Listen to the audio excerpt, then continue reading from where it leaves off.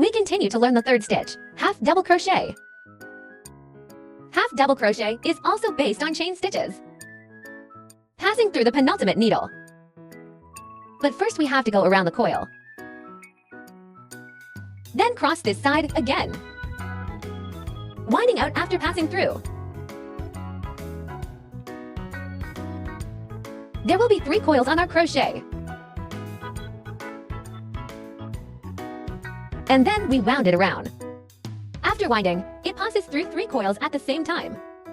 Okay, we've done a half double crochet. Let's practice again. Wrap the wire first. After winding, crochet through this braid on one side. Bring out. There are 3 coils coming out. We wound up 3 coils at once. We've done to half double crochets.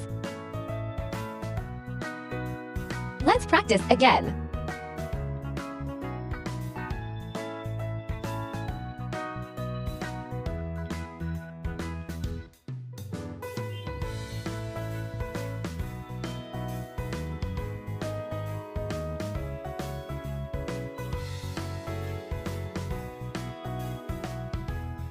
Congratulations on completing the half double crochet.